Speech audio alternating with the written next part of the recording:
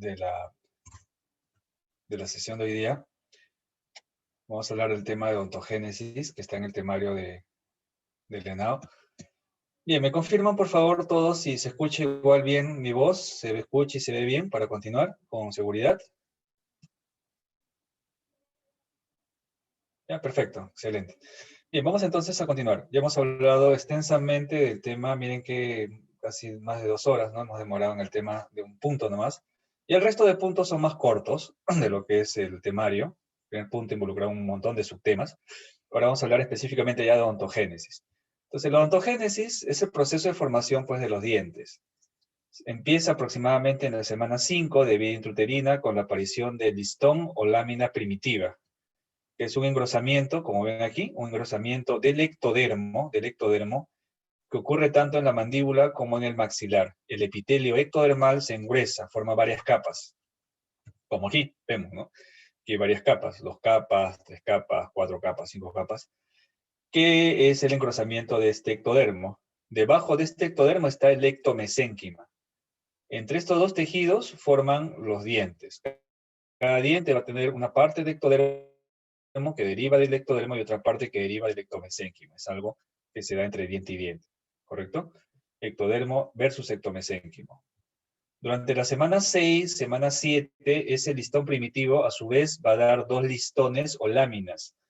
La externa se conoce como la lámina vestibular, que va a formar el surco vestibular, ahorita vamos a ver eso, y la interna es la lámina dental que formará los dientes.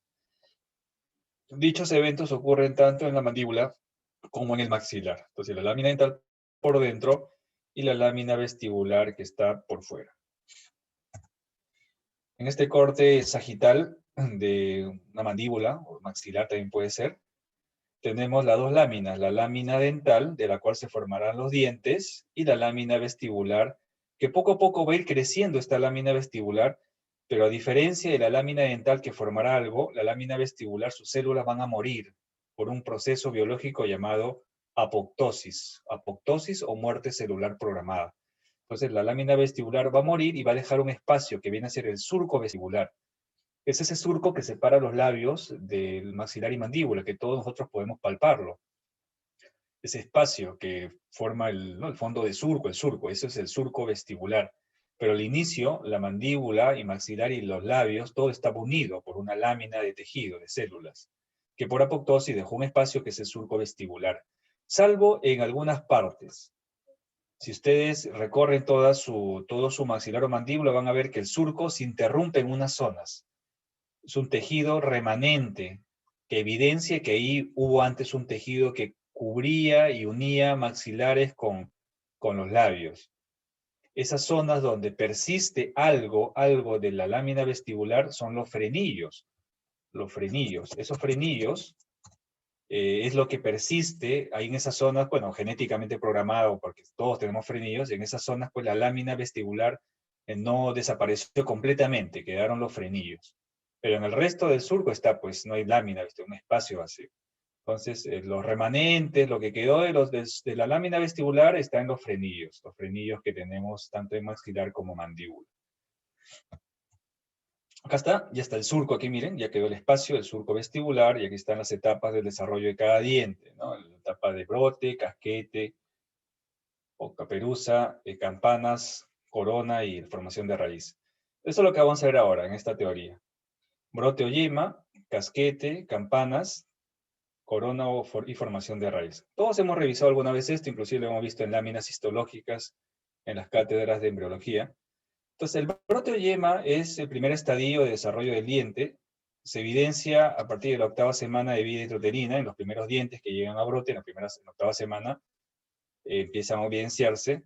Aquí vemos, esto de aquí que estoy delimitando con el puntero es el ectodermo, y lo que está alrededor es el ectomesénquima, ¿correcto? El ectodermo empieza a proliferar e invade al ectomesénquima, aquí también lo vemos.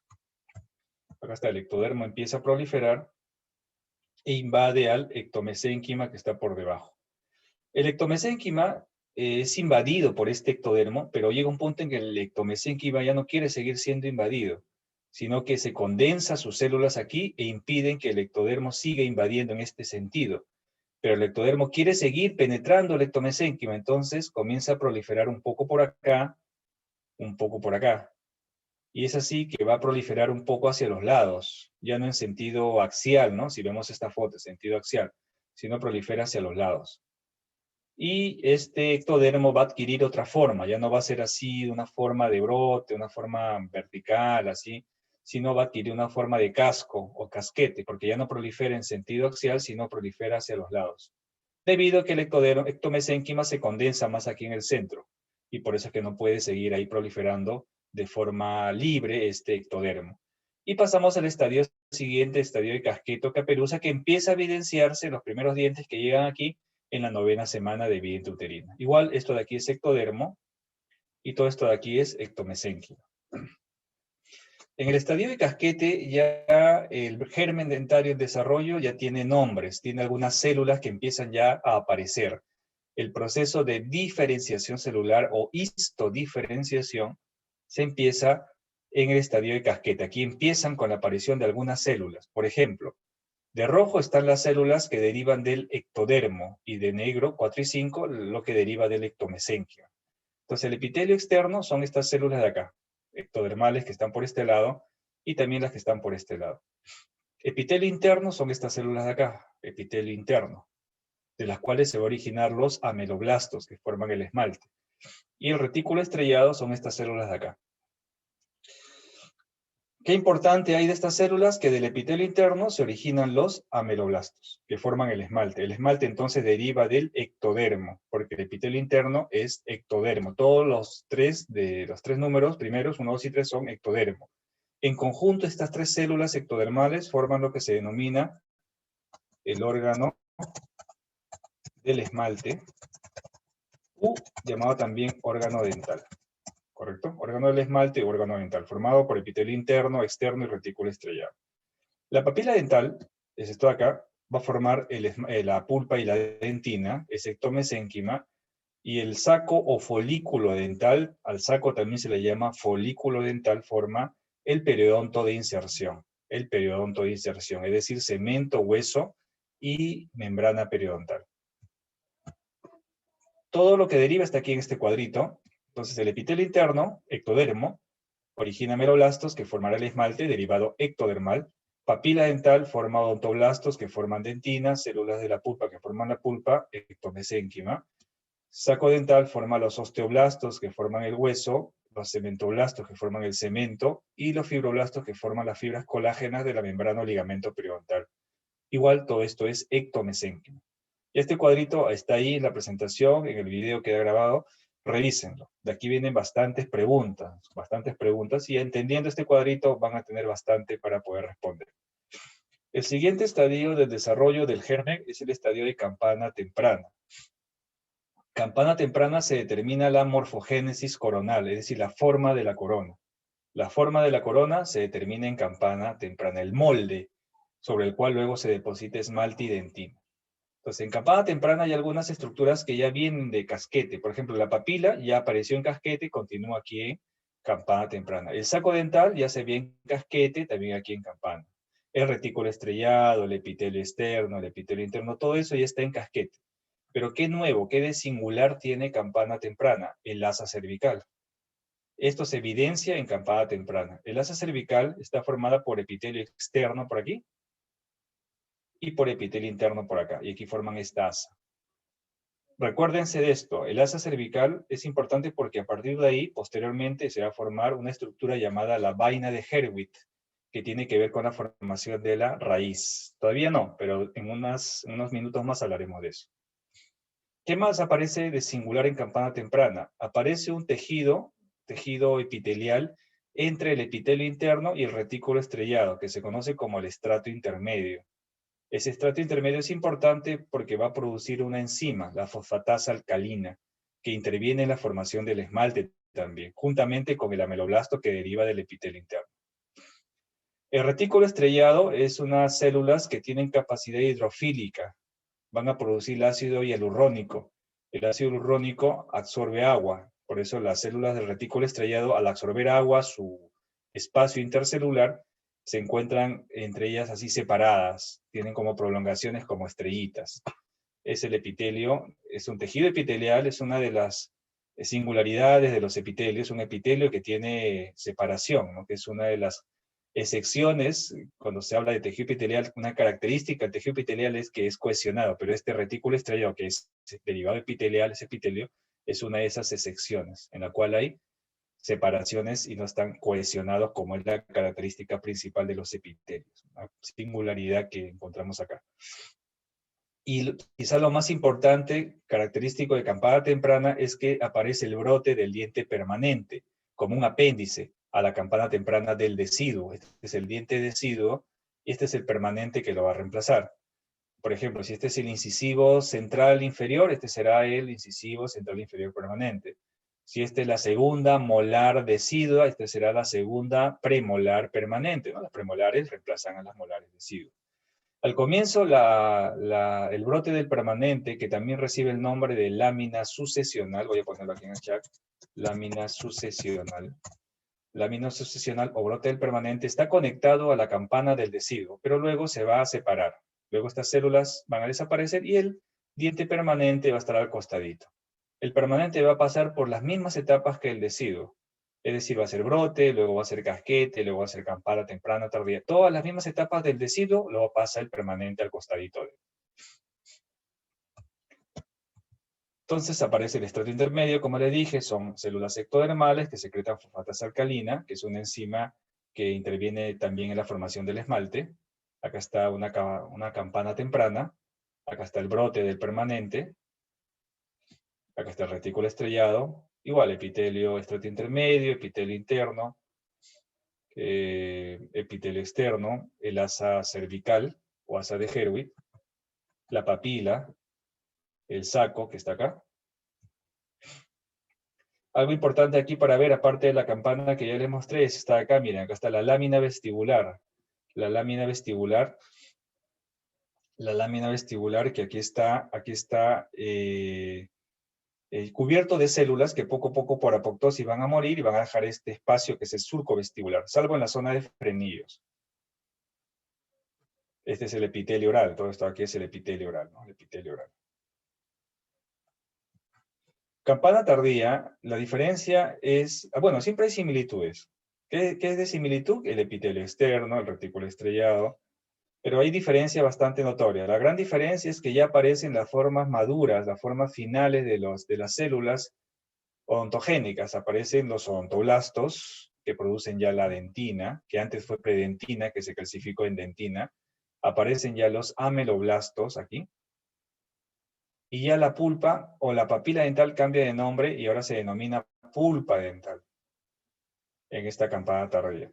Nuevamente resumiendo, ¿qué cosas hay en común con campana temprana? El asa cervical, el retículo estrellado, el epitelio externo. ¿Qué cosas diferentes, singularidad de campana tardía? Que el diente permanente ya estará separado, que ya no hay conexión hacia el epitelio oral como si había en campana temprana, miren esta conexión que hay, y eso se va perdiendo. Claramente aquí se ve que se están ya desintegrando las células que conectan el epitelio oral con la campana temprana. Aquí ya no hay esa conexión.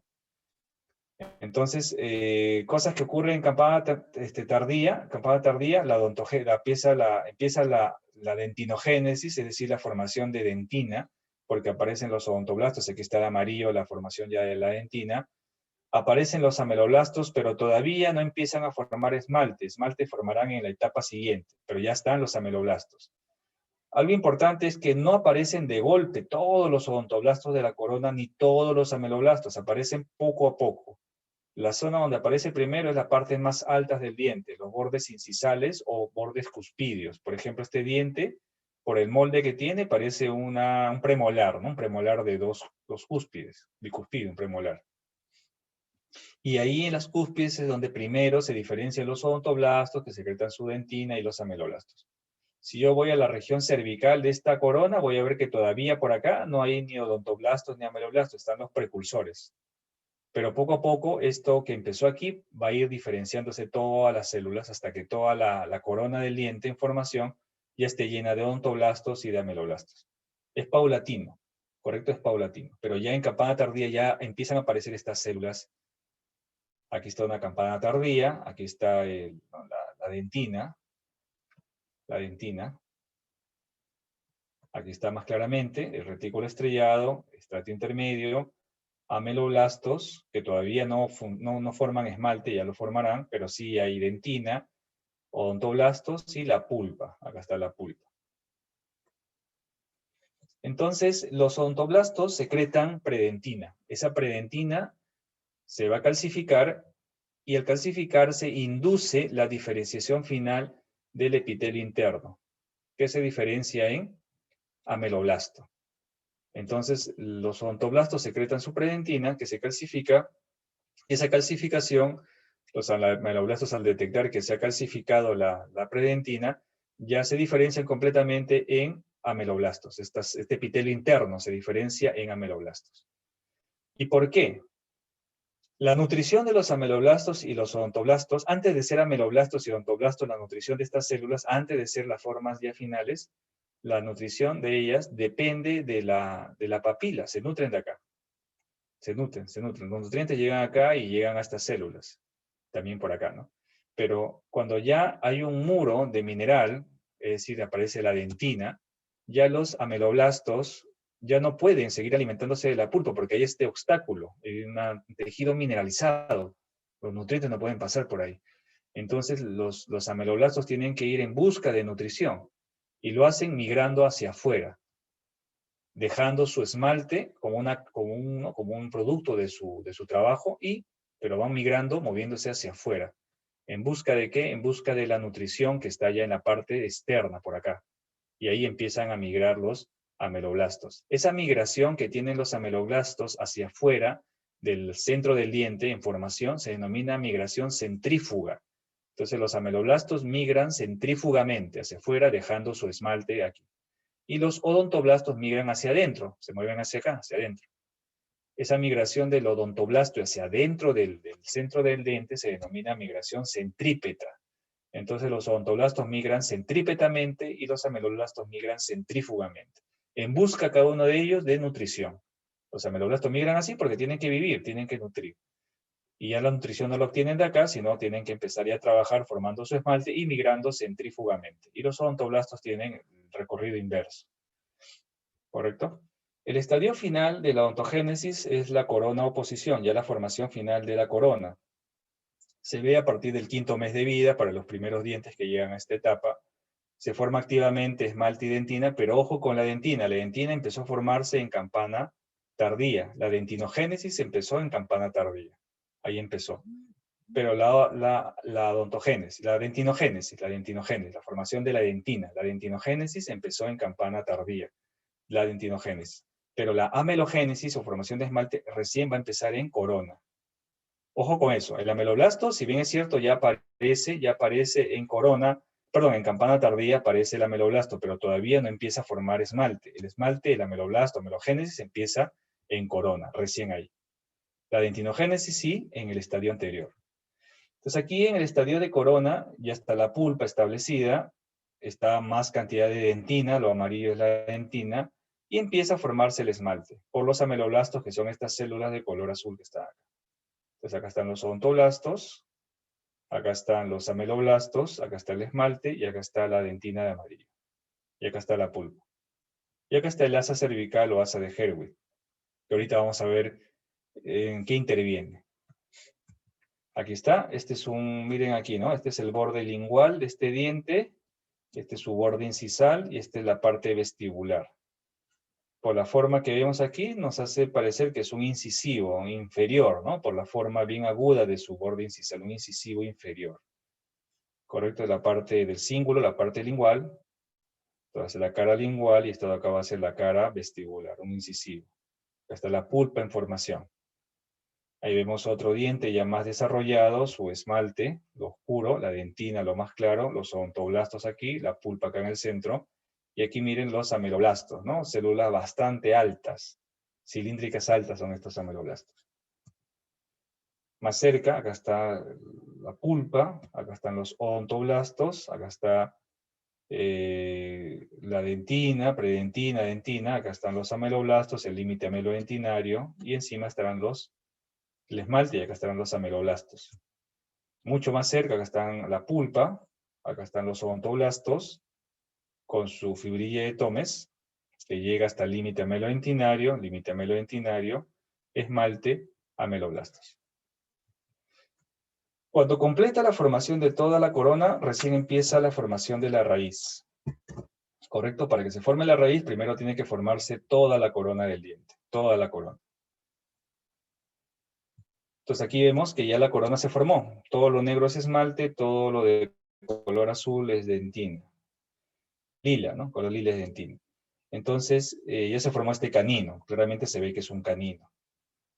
Esta asa cervical que la vemos aquí, esta asa cervical empieza recién a proliferar cuando ya se forma toda la corona. Va a formar la vaina de Herwitz, que está formada por una capa de células del epitelio externo. El epitelio externo, recuerden, es esto de acá. Entonces el epitelio externo prolifera por aquí, y el epitelio interno, que es esto de acá, prolifera por acá.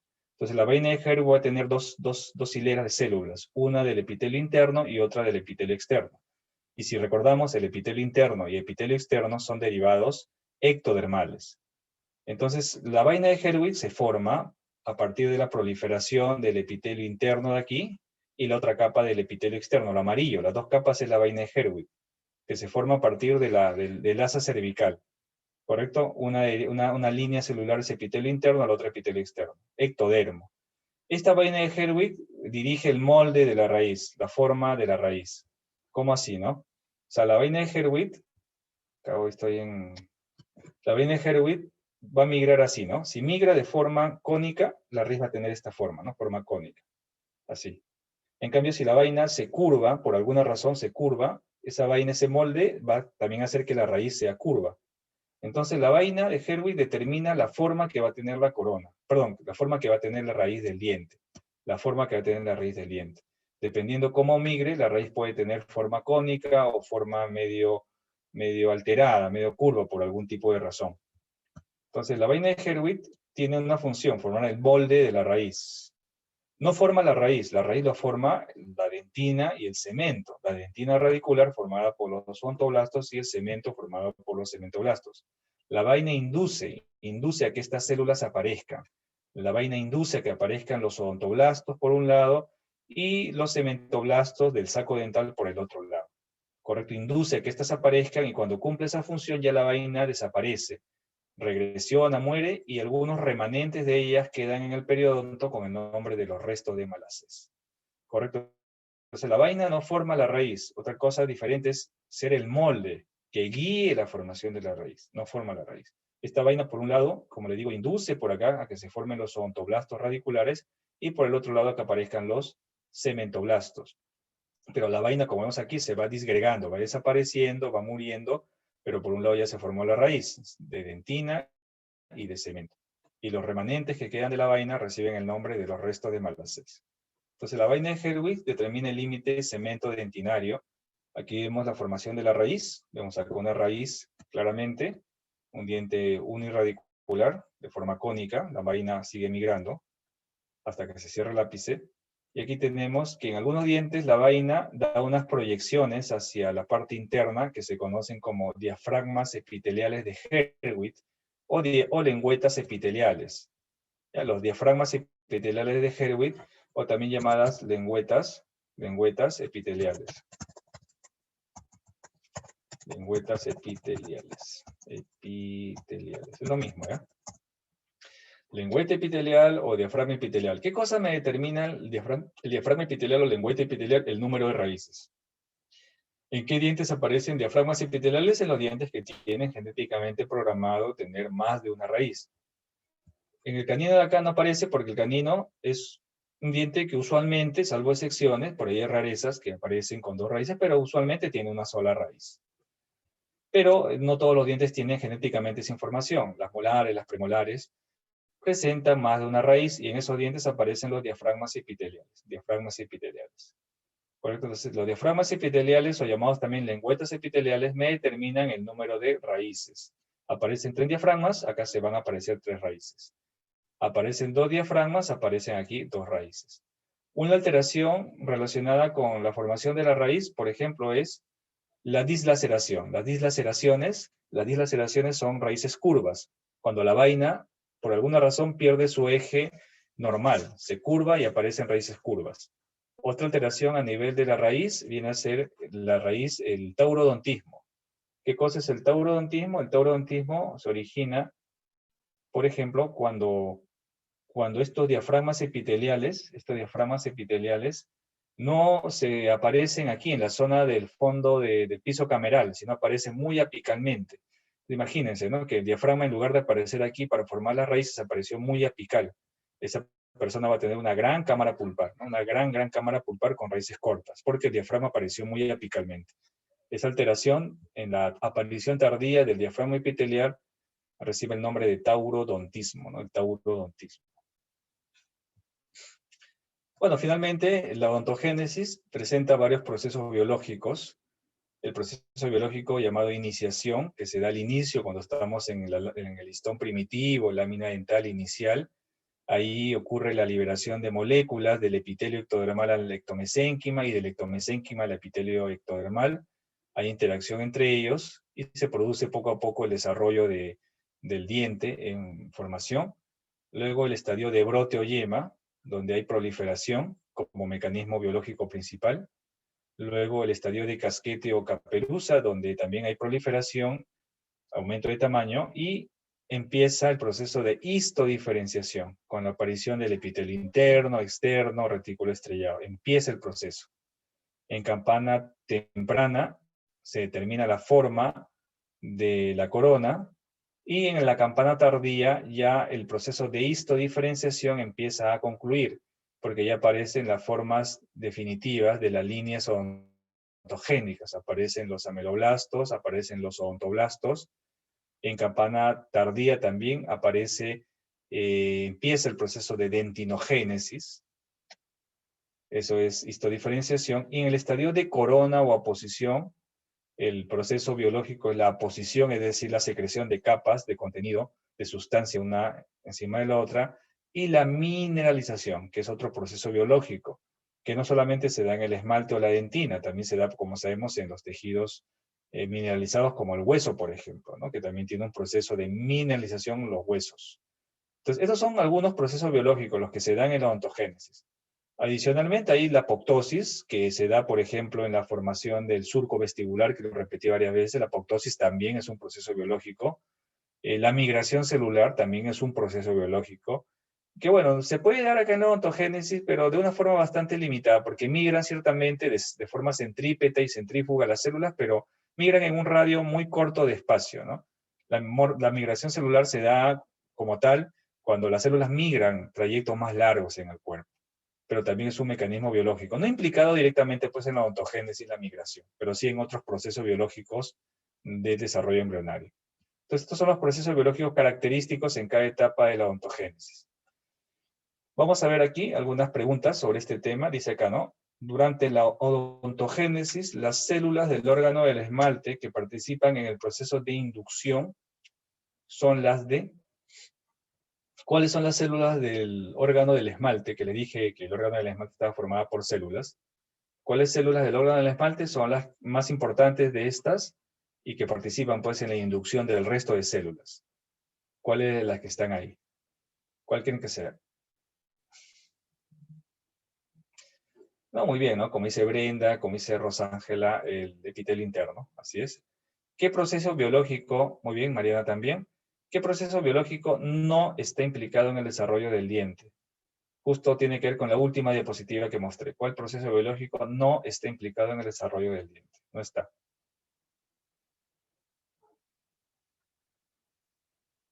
Sí, la condensación, ¿no? No hemos hablado de condensación como un proceso biológico. Sí, mineralización, sí, histodiferenciación, sí, proliferación, pero no condensación. Muy bien. En la ontogénesis, el primer signo histológico de campana tardía, ¿cuál es? ¿Qué es lo primero que de las alternativas que están ahí, qué es lo primero que se puede ver en campana tardía?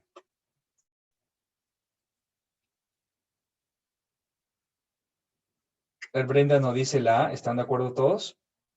También aparecen ameloblastos, ¿no? Pero ¿cuál es lo primero? Lo primero que aparece, el primer signo histológico en campana avanzada. La formación de la primera capa de dentina, la formación de la primera capa de esmalte, la presencia de ameloblastos o la formación del asa cervical. A ver, me dicen algunos el asa cervical. ¿Hay asa cervical en campana avanzada? Sí hay asa cervical, pero no es el primer signo histológico. La asa cervical ya viene desde campana temprana. En campana temprana ya hay asa cervical. En campana tardía también hay, pero no es un evento singular de la campana avanzada o tardía. Por eso no es la respuesta, porque acá te pregunta el primer signo histológico, o sea, lo primero que caracteriza, lo primero que se evidencia en campana avanzada, lo singular en campana avanzada, sería pues la primera capa dentina. También es cierto que hay ameloblastos, aparecen en campana avanzada. También es cierto que hay asa cervical. Esmalte no hay, eso sí, no es cierto. Las otras dos hay, pero acá lo que pregunta y que le viene la pregunta es el primer signo. Y este tipo de preguntas es de un examen de NAO. Entonces hay que leer los exámenes y revisar cómo nos están preguntando. Acá no nos preguntan un evento de campana avanzada, porque ahí sí habrían tres respuestas, ¿no? Sí, campana avanzada ya se cervical, ¿no? ¿Qué encontramos en eso? Acá nos preguntan el primer signo histológico. O sea, la primera característica distintiva que aparece primero en campana avanzada y de las alternativas que está, la capa dentina es antes a que aparezcan los ameloblastos. Y la asa cervical ya viene desde campana temprana, o sea, no es algo singular en campana tardía. Claro, antes de la dentina sería la predentina, claro que sí. E inclusive antes de predentina sería la aparición de odontoblastos. Pero de acuerdo a las claves que están acá, lo primero que aparece dentro de las claves es la alternativa A. Pero sí, como dice Brenda, y buena acotación, el primer signo histológico realmente es la aparición de odontoblastos. Luego predentina, que se calcifica en dentina, y luego al final los ameloblastos. Esa es la secuencia temporal, ¿no?, que se da en campana avanzada. ¿Correcto? Pero de acuerdo a las alternativas de acá, es primera capa dentina, ¿no? Y esa es una pregunta de NAO que ha venido así, tal cual. ¿Cuál de las siguientes estructuras da origen al odontoblasto? Esta está fácil. ¿Cuál estructura da origen al odontoblasto de las que están ahí?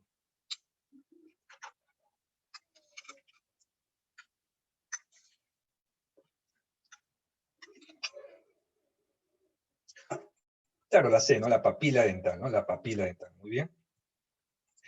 Dice, ¿cuál de las siguientes estructuras del germen dentario da origen al ligamento periodontal? También es una pregunta de examen sencilla, pero miren cómo viene, ¿no? A veces vienen preguntas bien sencillas, que si revisamos la clase hasta superficialmente nos podemos dar cuenta de la respuesta, ¿no? Claro, perfecto, ¿no? La respuesta es la B, saco dental, del cual deriva el periodonto de inserción. Y si recordamos qué cosa es el periodonto de inserción, es cemento, membrana y hueso. ¿Y de dónde deriva? Del cementoblasto, del osteoblasto y del fibroblasto respectivamente. ¿Cuál de las siguientes capas embrionarias da origen al esmalte? Una pregunta también de examen de NAO por ahí de los años anteriores. ¿Cuál de las siguientes capas embrionarias da origen al esmalte? El ectodermo, ¿no? Ectomesénquima al resto. La única estructura o tejido del diente que deriva del ectodermo es el esmalte. Todo lo demás, pulpa, dentina, membrana, hueso, cemento, todo es ectomesénquima. Bien, doctores, vamos a pasar para poder concluir con tranquilidad al siguiente tema. Con esto ya completamos el temario en la parte de embriología. Ahora vamos a pasar a compartir la clase de histología, el otro gran tema del temario, que es esmalte, dentina y pulpa. ¿Correcto? Igual como más antes, me confirman por favor si se está visualizando bien. Perdón, un ratito. Vamos a ver. Salí un ratito, espérense un ratito. Y ahora sí. ¿Ya me confirman? ¿Se visualiza? ¿Se escucha bien todo? Perfecto, ¿no? Ya. Muchas gracias, profesor Hernández. Ya lo vi por acá. Bien, vamos entonces a hablar del tema de esmalte. Bueno, hemos hablado ya de esmalte, cómo se forma. Hemos visto que se forma del ameloblasto, que antes fue epitelio interno, que empieza su formación en el estadio de corona. Vamos a hablar ahora de un punto de vista histológico del esmalte. Es un derivado ectodermal calcificado, carece de células, por eso el esmalte sabemos que no es regenerable. Una vez que se destruye no se puede, hay que reemplazarlo con algún material. En cambio la dentina sí, ¿no? Se puede inducir formación de dentina con algún tipo de inductor terapéutico. El espesor del esmalte es entre 2 a 3 milímetros. En la formación del esmalte, el ameloblasto pasa por un ciclo, se llama el ciclo vital del ameloblasto, ciclo de vida del ameloblasto. Entonces, el ameloblasto, antes de ser ameloblasto, es un preameloblasto, como está aquí en el punto 2, o es un epitelio interno, inclusive más pequeñito, cuadrado, ¿no? Un cubo, como en el estadio 1. Entonces, el epitelio interno pasa de una etapa, está aquí, la etapa 1, que es la etapa morfogenética. Vamos a poner aquí la etapa, las etapas del ciclo vital del ameloblasto. Ahí la gráfica, la 1 es la etapa morfogenética. La etapa 2 es la etapa organizativa, donde es un preameloblasto, todavía no es ameloblasto, es un preameloblasto organizativa. La etapa 3 y 4 es la etapa formativa, donde ya el ameloblasto ya es un ameloblasto. Esto ya estamos hablando de campana tardía, esto de acá será pues campana temprana o inicio de campana tardía, y esto es campana temprana o casquete. ¿Correcto? Casquete, campana temprana está así, el epitelio interno, ya final de campana temprana e inicio de tardía está como un preameloblasto, y al final de tardía ya ameloblasto. Empieza ya a secretar su esmalte en corona o oposición, eso ya lo vimos en ontogénesis. Entonces, cuando el ameloblasto empieza a migrar centrífugamente, aparece esta estructura triangular que vemos aquí, que aquí no se vea. Esa estructura triangular que está en la base del ameloblasto recibe el nombre de proceso de Tomes. Ojo que hay una fibrilla de Tomes del odontoblasto, pero en el ameloblasto no hay fibrilla, hay proceso de Tomes. ¿Y qué cosa es el proceso de Tomes del ameloblasto? Es el polo secretor, porque por esta zona secreta sus iones, sus proteínas, todo lo que tenga que secretar el ameloblasto para formar el esmalte. La matriz de esmalte inicialmente, que luego se mineraliza. Entonces, el proceso de Tomes o polo secretor, que aparece cuando el ameloblasto empieza a migrar. Al comienzo no está, empieza a migrar y ya despliega su proceso de Tomes o polo secretor. En la etapa 5, ya el ameloblasto pasa a la etapa de maduración. Miren qué diferencia, ¿no? Aquí el ameloblasto secreta, en cambio aquí el ameloblasto adquiere un borde en cepillo. Este de aquí es un borde en cepillo, o también llamado borde chapa estriada. Así se denomina, borde en cepillo o borde chapa estriada. Cuando una célula del cuerpo adquiere un borde en cepillo, se transforma en una célula reabsortiva u absortiva, es decir, que absorbe algo o reabsorbe algo. En este caso, el ameloblasto se transforma en una célula reabsortiva, empieza a reabsorber lo que ya secretó. Reabsorbe el exceso de agua, reabsorbe proteínas. ¿Para qué? Para que el esmalte madure. ¿Cómo madura el esmalte? Apareciendo mayor cantidad y de mayor tamaño los cristales de hidroxiapatita. Los cristales ya empiezan a aparecer, pero empiezan a aumentar su tamaño, empiezan a madurar en la etapa de maduración, cuando el ameloblasto ya no secreta, sino reabsorbe lo que ya secretó en las etapas precedentes, 3 y 4. En la etapa 5, etapa de maduración, el ameloblasto en esta etapa se transforma en una célula reabsortiva. Luego que el ameloblasto ya completó su trabajo, ya se jubiló, vamos a ponerlo así, está en la etapa 6, que es la etapa de protección. Ya el ameloblasto ya no secreta nada, ya está ahí descansando con las otras células que están encima de él, formando una barrera de protección. Protege al esmalte, ¿no? Lo protege aquí. Esta célula de aquí ya protegen al esmalte, Entonces, el ameloblasto ya no trabaja, el ameloblasto tampoco ya no trabaja el epitelio. El estrato intermedio ya también dejó de trabajar, también se jubiló el estrato intermedio. También ya dejó de trabajar el epitelio, el retículo estrellado, y el epitelio externo. Las 4 células que trabajaron, estuvieron ahí, se jubilaron y formaron en conjunto lo que se denomina el epitelio reducido del órgano dental, cuya función es una función de protección. ¿Protección de qué? Del diente, ¿no? Encima del esmalte, pero protegen a todo el diente, a todo el germen en desarrollo. ¿Correcto? Entonces el ameloblasto afuncional, el estrato intermedio que también ya está funcional, retículo estrellado, el epitelio externo, todos forman el epitelio reducido del órgano dental. O el epitelio reducido del órgano del esmalte también le dicen, cuya función es proteger. Y la última etapa, que ya no está acá, la etapa 7, la etapa final, no etapa 7, sino la etapa final, porque son 6 etapas, sino que 3 y 4, la gráfica 3 y 4 corresponde a la misma etapa que la formativa. Son 6 etapas. Morfogenética, organizativa, formativa, las dos de acá, maduración, desmolítica, y la etapa, perdón, maduración, protección, y la etapa desmolítica, que es la última. Desmolítica. En la etapa desmolítica, el ameloblasto y las células del epitelio reducido secretan enzimas que van a desdoblar al tejido conectivo que está alrededor del diente para favorecer la erupción dentaria. Eso es lo que hacen en la etapa desmolítica. Secretan enzimas que van a desdoblar, metabolizar al tejido conectivo que está alrededor del diente para favorecer la erupción. Eso es lo que ocurre. La composición del esmalte es la que está ahí. En promedio es inorgánico casi todo, 98% inclusive, con calcio, fosfato y hidroxiapatita. Tiene algunas impurezas. El material orgánico del esmalte ya formado está formado por proteínas.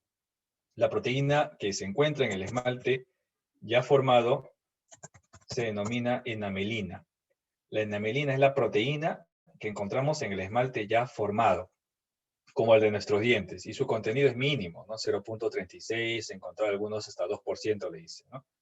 En cambio, en el esmalte en formación, cuando el esmalte está formándose, cuando recién está formándose el esmalte, o sea, en la etapa embrionaria, en la infancia, cuando está dentro de los maxilares, ahí formándose los dientes permanentes, o en la etapa intrauterina, los dientes deciduos, la proteína que ahí predomina es la amelogenina. Entonces, la enamelina en el esmalte ya formado, la amelogenina en el esmalte en formación. Correcto, la amelogenina inicialmente aparece en el esmalte en formación formando unas esferas pequeñitas, bien mínimas, de un tamaño bien pequeñito, se llaman nanosferas de amelogenina. Empiezan formándose una aparición de nanosferas de amelogenina en el esmalte en formación. ¿Correcto? Amelogenina. Ese es el contenido orgánico. El esmalte no tiene colágeno. El esmalte tiene este tipo de proteínas, que es diferente a las proteínas colágenas. Tiene agua, ¿correcto? Poca agua el esmalte, pero esa es la composición. El esmalte es un tejido duro, es el tejido más duro del cuerpo. La dureza es la propiedad de los cuerpos que impide hacer rayados. El esmalte es difícil de rayar. Para rayarlo, pues requerimos punzarlo con un explorador, pero si uno le pasa cualquier, ¿no?, algo suave sobre el esmalte no se raya. Igual que el vidrio. En el vidrio tampoco no se puede rayar tan fácilmente. Claro, lo rayamos al vidrio si lo raspamos con una aguja, con un explorador, pero en sí tiene dureza. La dureza es la propiedad de los cuerpos que impide hacer rayado. Hay cuerpos que son más tenaces, son difíciles de romper, pero fáciles de rayar. Son propiedades diferentes. El esmalte, por ejemplo, entonces es duro, es radiopaco, tiene esas propiedades físicas, ¿no? Es un material poco elástico, quebradizo, que es otra propiedad diferente. Es quebradizo, es frágil, pero es duro, porque son propiedades diferentes. Duro es lo que impide hacer rayado. El esmalte no se puede rayar tan fácilmente, pero frágil es lo que rápidamente se quiebra. Haciendo una analogía con el vidrio. En el vidrio es frágil, se rompe fácilmente, pero es duro porque no se puede rayar. Para diferenciar las propiedades y los términos dentro de la física y propiedades que tiene el esmalte. El esmalte tiene como unidad estructural a los prismas o varillas del esmalte. ¿Correcto? Entonces, conjunto de prismas, este es un prisma del esmalte que tiene su cabeza y tiene su tallo. Es un fragmento de esmalte. Entonces, dentro de cada diente hay millones de prismas, y dentro de cada prisma, como ven ahí, hay como ladrillitos que son los cristales de hidroxiapatita. Hay millones de cristales. Imagínense los prismas como edificios y los cristales como ladrillos. Y el conjunto de edificios o prismas o varillas forma el esmalte total de un diente. Entonces hay entre 5 millones aproximadamente a 12 millones, ¿no? Los incisivos inferiores tendrán 5 millones, las molares primeras 12 millones, ¿no? Y en esos márgenes está el resto de dientes, de prisma del esmalte. El diámetro varía de 4 a 10 micras si uno toma la longitud de la cabeza o toma la longitud del cuerpo, ¿no? Entre 4 y 5 como dice aquí, o entre 9 y 10 como dice acá, ¿no? Si toma la longitud de la cabeza o de la longitud del largo de todo el prisma. Acá tenemos diferentes cortes de prismas. Los prismas realmente no tienen un recorrido así lineal como aparentemente aquí está, sino tienen un recorrido así ondulante, lo cual les permite al esmalte tener un poco más de fortaleza para no ser quebrado tan fácilmente, este recorrido curvo que tienen los prismas. Acá están los prismas a más aumento, aquí a más aumento y aquí a mucho más aumento, donde vemos el esmalte prismático y el esmalte interprismático. El prismático es el que está en el prisma, y el interprismático que está entre los prismas,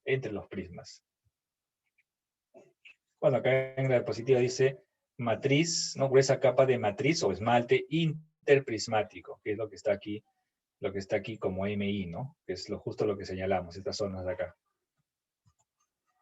Encima del esmalte prismático Con los prismas tenemos el esmalte aprismático, que tiene una mayor concentración de cristales porque aquí están más agrupados, más juntos entre sí.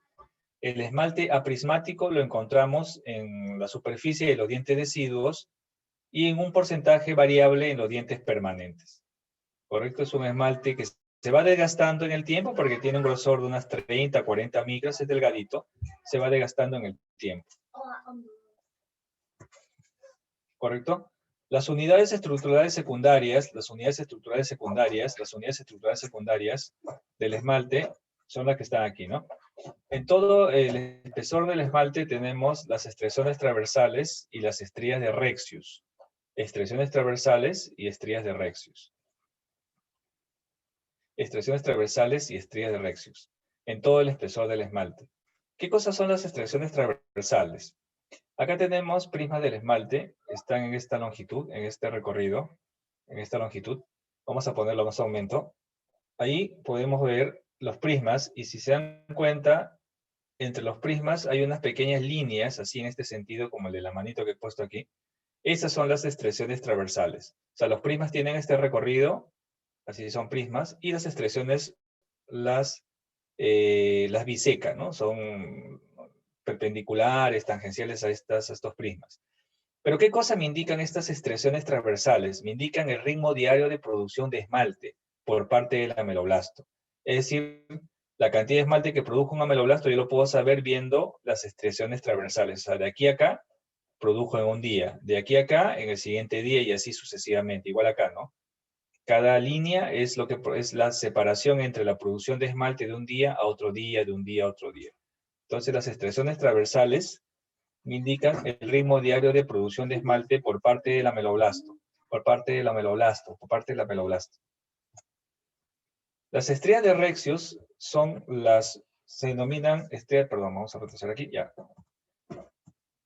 Las estrías de Rexius se denominan, las estrías de Rexius están definidas como líneas incrementales y bandas hipocalcificadas que a diferencia de las estriaciones transversales que son vistas en un microscopio de mayor potencia como un microscopio electrónico, las estrías de Rexius son bandas hipocalcificadas o líneas incrementales que se pueden ver en microscopía óptica, que son estas de acá, ¿correcto? Estas son las estrías de Rexius.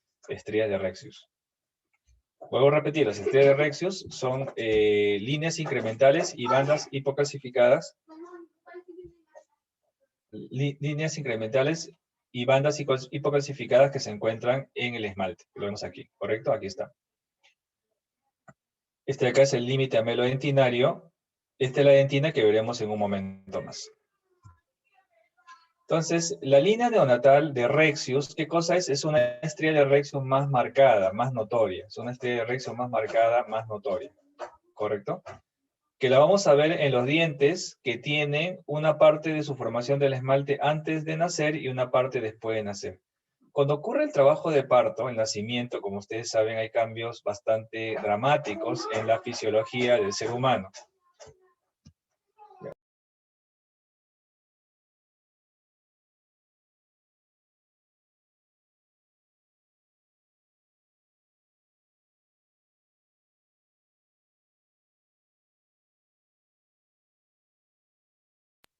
Ya regresé, sino que me van a disculpar, mis hijitas estaban haciendo bulla por acá, que se metían acá a mi oficina y no cerraron la puerta. Muy bien, vamos a continuar. Entonces les comentaba, vamos a retroceder desde acá, creo que me desconcentré un poquito aquí. Las estrías de Rexius entonces se denominan líneas incrementales y bandas hipocalcificadas. Son líneas incrementales y bandas hipocalcificadas, es decir, son zonas donde el esmalte tiene menor contenido mineral, estas estrías de Rexius. Las estrías de Rexius se forman en los dientes, sobre todo en los dientes que se forman después de nacer, como los permanentes y las molares primeras. Las molares primeras tienen la característica que una parte de su esmalte se forma antes de nacer, las primeras molares permanentes, y una parte después. Pero el resto de permanentes en general todos se forman después del nacimiento. Entonces, ¿por qué las estrías de Rexius aparecen más en los dientes que se forman después de nacer?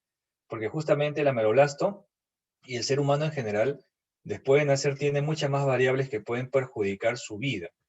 Me explico, ¿no? O sea, cuando uno nace, puede enfermarse, puede tener problemas el bebito, ¿no? De alimentarse correctamente, tener algún tipo de desorden digestivo. Entonces, todo eso hace de que el ameloblasto también sufra y pueda producir un esmalte de menor calidad, a diferencia de lo que ocurre antes de nacer, cuando el ser humano está dentro del útero materno, pues está protegido por la placenta, se alimenta y la que al final sufre, si es que no se alimenta bien es la madre, el bebito no, él absorbe todo. Entonces el esmalte que se forma antes de nacer es de mejor calidad al que se forma después de nacer. Por eso no hay estrellas de Rexius, o mínimas en todo caso, en el esmalte de los dientes que se forman intrauterinamente. Y justamente eso origina que haya un esmalte, una línea más notoria en el momento del trabajo de parto. En el trabajo de parto lo que ocurre es que el ser humano sufre cambios dramáticos. De no respirar con los pulmones en cuestión de segundos o minutos a lo mucho, tiene que empezar a respirar por ahí. De no alimentarse o de alimentarse por la placenta, tiene que empezar a alimentarse amamantando en cuestión de horas. Esos cambios dramáticos también se repercuten en la función de la ameloblasta. La ameloblasta es una célula bastante sensible. Entonces, todos esos cambios, todo ese estrés del nacimiento, hace de que la ameloblasto produzca una línea, una banda hipocalcificada, más hipocalcificada de lo normal, de lo común, que se conoce como la línea neonatal de Rexius, ¿correcto? Esta es una estrella de Rexius más marcada, que nos marca el esmalte que se produjo antes de nacer del esmalte que se produjo después de nacer. Lo vemos en las primeras molares, ¿no? Que son los dientes, cuyo esmalte se formó un poco, primeras molares permanentes, un poco antes de nacer y el resto después del nacimiento.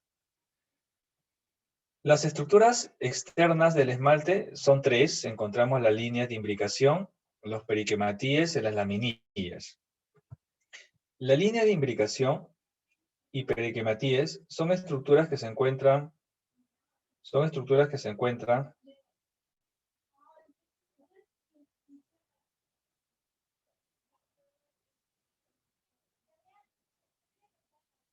correcto. Las estrías, las periquematías y línea de imbricación son estructuras que se encuentran en la parte externa del diente, visibles clínicamente. Miren aquí, ¿eh? Aquí tenemos, esta de aquí son las estrías de Rexius. Estría de Rexius, estría de Rexius, estría de Rexius, estría de Rexius. Correcto, estría de Rexius, estría de Rexius, estría de Rexius. Esas estrías de Rexius llegan hasta el exterior del diente. ¿Se dan cuenta? Llegan hasta el exterior. Acá lo vemos claramente. Llegan al exterior. Y en el exterior van a formar esto de aquí, los periquematíes, que son las salientes, y la línea de imbricación, que son las entrantes. La línea de imbricación, que son las entrantes. ¿Correcto? Son las entrantes. Entonces, la presencia de periquematíes y de línea de imbricación clínicamente nos permite deducir de que este diente internamente tiene estrías de Rexius, porque la presencia de periquematíes y línea de imbricación es por la presencia interna de las estrías de Rexius, como estamos explicando. Y por lógica, si le dije que estría de Rexius hay en los dientes que se forman principalmente después de nacer, los periquematíes y línea de imbricación van a ser una evidencia clínica de estos dientes que se forman después de nacer, principalmente los permanentes, ¿no? Los permanentes vamos a encontrar periquematíes y línea de imbricación. ¿Por qué los permanentes son los que tienen, pues, estrella de Rexius? Lo decido, las estrellas de Rexius son escasas o poco largas, por eso es que casi no hay, no se encuentra periquematíes y línea de imbricación. Más esto es una evidencia en los dientes permanentes. Entonces, los periquematíes y línea de imbricación es la evidencia externa que internamente ese diente tiene estrías de Rexius. Aquí vemos un incisivo lateral superior, donde vemos eso. Acá están los periquematíes y las líneas de imbricación. Lógicamente, esto es algo normal. En el tiempo se va a alisar porque se va a ir desgastando el diente por la función. Las laminillas, es aquí, se llaman también lamelas adamantinas, son rajaduras que se pueden encontrar en el esmalte. Acá en la lámina vemos acá, miren, estrías de Rexius. Este diente, por ejemplo, no tiene una línea neonatal, no hay una estría de Rexius más notoria que el resto, ¿no? Esta de aquí se parece a esta de acá, no hay una así tan marcada como en la diapositiva. Entonces nos permite entender que este diente se formó todo después de nacer. Después de nacer se formó este diente, ¿no? Porque no hay una línea neonatal, no hay una discontinuidad tan marcada. Entonces aquí vemos, esta laminilla o lamela adamantina puede tener tres tipos. Algunas laminillas solamente están en el esmalte, algunas llegan hasta el límite ameloventinario, son las de tipo B, y algunas pueden traspasar el límite ameloventinario, son las laminillas de tipo C. ¿Correcto? Laminilla de tipo A, de tipo B y de tipo C.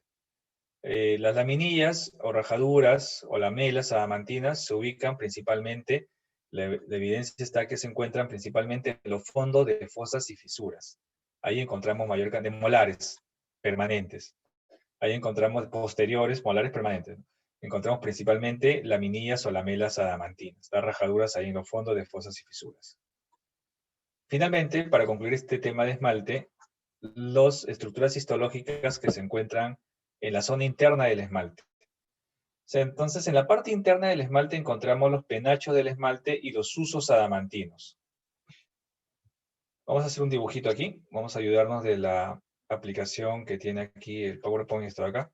Entonces, el penacho, miren, este es el límite amelointinario. Este de aquí es un prisma del esmalte. El prisma no tiene recorrido lineal. Uno puede venir por acá, el otro prisma puede tener un recorrido más agudo, luego viene uno que tiene un recorrido así medio para allá, luego viene este prisma que tiene un recorrido así medio lineal quizás. Entonces, si se dan cuenta, los prismas no tienen un recorrido completamente lineal, sino son medio curvos. Y debido a ese recorrido, a sus entrecruzamientos que tienen, es que se pueden observar en algunas zonas unas estructuras que se denominan penachos del esmalte o penachos del Linderer. ¿Correcto? Penacho del esmalte, penachos adamantinos o penachos del Linderer. ¿Por qué se forman? Se forman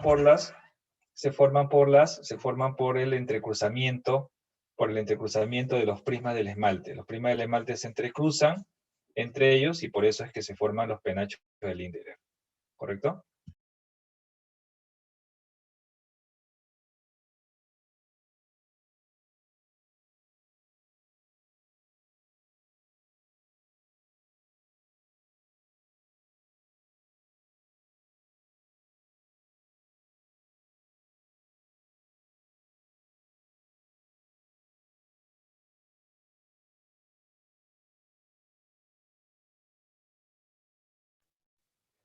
Correcto, entonces tenemos aquí que estos son los prismas del esmalte que tienen recorrido curvo. Y la decusación o entrecruzamiento de ellos hace que aparezcan estas estructuras histológicas que parten del límite amelointinario en dirección hacia la parte interna del esmalte, que se conocen como penachos del Linderer. Y los usos adamantinos, que vemos los de aquí, son estos de acá, son este de aquí es un proceso, una fibrilla de Tomes. Algunas fibrillas de Tomes penetran en el esmalte. Algunas fibrillas de Tomes penetran en el esmalte. Entonces, las fibrillas de Tomes también se denominan procesos odontoblásticos o prolongación odontoblástica, fibrilla de Tomes. Entonces, algunas fibrillas penetran el límite amelointinario y entonces se conocen ya dentro del esmalte como los usos adamantinos o los usos simplemente. ¿Qué son los usos? Son la penetración de fibrilla de Tomes, que están dentro del esmalte y ya adquieren nombre de usos adamantinos, que ya son una estructura que está dentro del esmalte.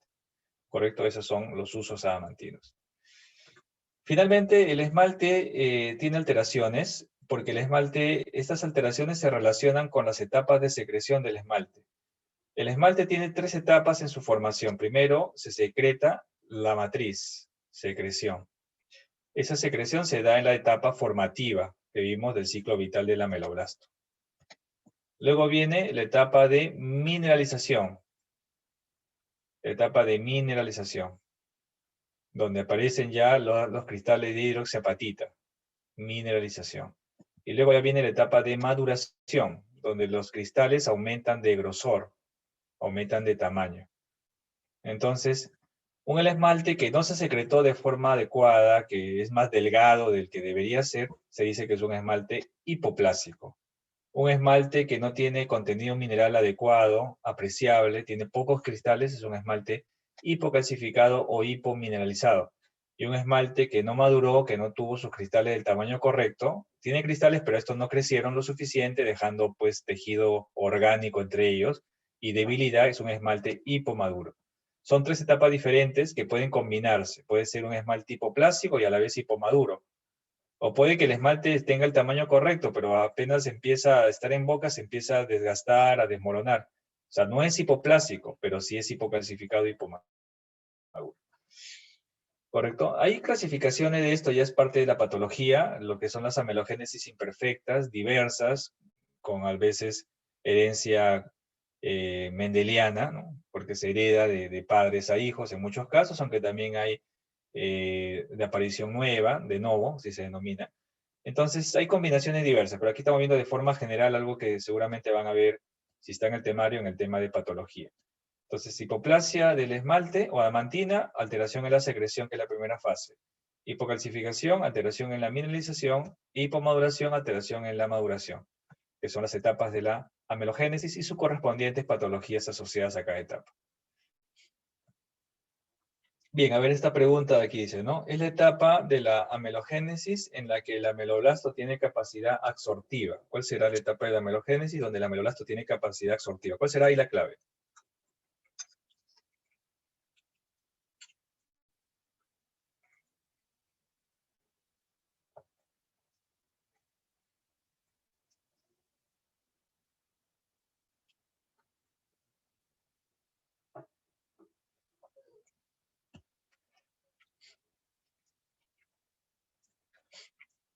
Tiene capacidad, a ver, nos dice aquí, tiene capacidad absortiva. ¿En qué fase del ciclo vital del ameloblasto el ameloblasto tiene capacidad absortiva o reabsortiva? ¿Recuerdan que vimos eso en la primera diapositiva de esta clase, o la segunda, creo? Claro, ¿no? En la etapa de maduración, ¿no? Ahí el ameloblasto adquiere la capacidad reabsortiva. Muy bien. Bueno, esto está fácil, ¿no? ¿Cuál de los siguientes tejidos presenta penachos? Pues lo respondo yo mismo porque está bien sencillo. El esmalte, ¿no? Hemos visto que el esmalte presenta los penachos adamantinos. Muy bien, Lourdes. El cual de los siguientes elementos presentes en el esmalte se produce por la penetración de las prolongaciones de los odontoblastos. Eso lo explicamos hace un ratito. También es una pregunta de un examen que ha venido. Muy bien, Renzo, Diani, Lourdes, Shangayesa, Brenda, los usos adamantinos o usos, ¿no? Estructuralmente, el esmalte que contiene, estructuralmente, ¿qué estructuras contiene el esmalte? Desde el punto de vista de lo que hemos visto, ¿qué estructuras contiene?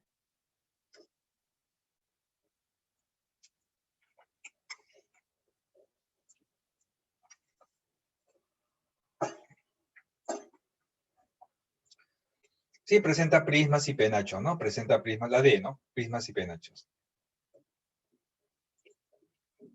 Esto también está fácil, ¿no? ¿Qué tipo de tejido posee mayor porcentaje de sustancia inorgánica en su estructura? Pues lo que tiene más inorgánico en el cuerpo, pues como dice Lourdes y Rosángela, es el esmalte, ¿no? El esmalte es lo que tiene mayor sustancia inorgánica, hidroxiapatita.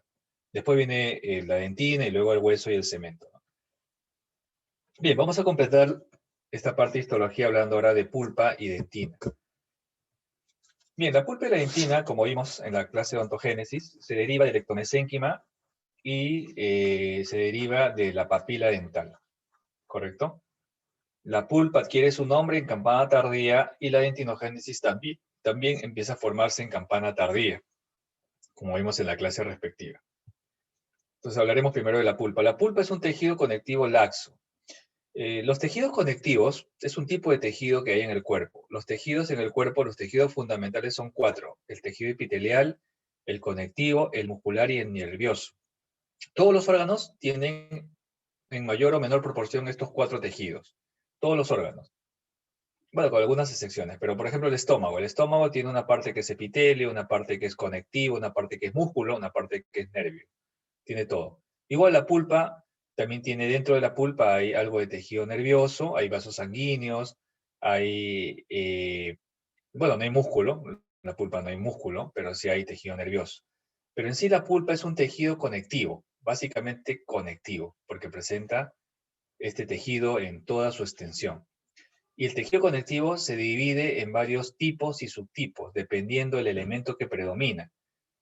En el tejido conectivo hay células en general, ¿eh? Un tejido conectivo presenta células y una sustancia intercelular o matriz intercelular. En el caso de la pulpa, acá están las células, son estas de aquí, estas, ¿no? Están aquí, que estoy colocando de rojo ahí, son los núcleos de las células. Pero lo que más predomina, si se dan cuenta, es el espacio intercelular. Hay células, pero más hay espacio entre ellas. Y dentro de este espacio hay algunas fibras, estas son las fibras. Hay una fibra aquí, hay otra fibra aquí, pero hay pocas fibras, son finitas. Lo que más predomina es la sustancia fundamental, lo que se ve de color blanco aquí en el fondo. Eso es lo que predomina. Debido a que predomina la sustancia fundamental o gel amorfo, así se denomina esta sustancia fundamental también, es que el tejido conectivo es laxo. Un tejido conectivo laxo es aquel que predomina entre todos sus componentes la sustancia fundamental o el gel amorfo como en la pulpa. Si, por ejemplo, en la pulpa predominara las células adiposas, sería tejido adiposo. Si predominaran las fibras, sería un tejido conectivo fibroso, pero predomina la sustancia fundamental, pues entonces es tejido conectivo laxo. Entonces, la pulpa tiene células y matriz extracelular o intercelular. Las células de la pulpa y la matriz que tiene fibras y sustancia. La célula de la pulpa, la más abundante, son los fibroblastos. Esos son los que más predominan. Y los fibroblastos son los que producen la sustancia fundamental y las fibras. Los odontoblastos también están en la pulpa, son los que forman, como sabemos, la dentina. Las células madre de la pulpa o células ectomesenquimáticas y célula de defensa de la pulpa como linfocitos, macrófagos, células de defensa. La fibra de la pulpa principalmente son las fibras colágenas de tipo 1 y otro tipo de fibras más delgaditas que son las fibras de reticulina. Fibras de reticulina. Pero lo que más abunda en la pulpa es la sustancia fundamental, que es un gel amorfo, que en los dientes deciduos y permanentes jóvenes está formado principalmente por dermatansulfato. Y en los dientes ya adultos, lo que más predomina como gel amorfo es el ácido hialurónico. Pero aquí este ácido hialurónico lo forman los fibroblastos, principalmente. Hemos visto que el ácido hialurónico en otras partes, como en el germen dentario, lo formaba el retículo estrellado. No es el mismo ácido hialurónico, que lo pueden formar varios tipos de células. Ya sea dermatansulfato en el diente deciduo permanente joven o el ácido hialurónico en el diente adulto, estos dos van a estar ahí. Uno predomina en un momento y otro predomina en otro momento. Le van a dar viscosidad y le van a dar cohesión a los componentes pulpares, ¿correcto? Estos componentes de gel amorfo, que es lo que más predomina en la pulpa. La pulpa presenta dos grandes zonas. La pulpa periférica, que es todo lo que estoy ahorita aquí colocando en esta línea de color rojo, la pulpa periférica. Y el resto, lo que está acá, viene a ser la pulpa central. ¿Correcto? Esta de acá es la dentina. Entonces, dentro de la pulpa periférica, que es delgadita, es la parte periférica, vamos a encontrar varias zonas. El resto, lo más abundante, es la pulpa central. Entonces, dentro de la pulpa periférica, a más aumento, esto de acá, esta franja de aquí, a más aumento, vemos que hay tres zonas. La zona ontoblástica, la zona oligocelular o zona libre de células, con pocas células, y la zona rica en células.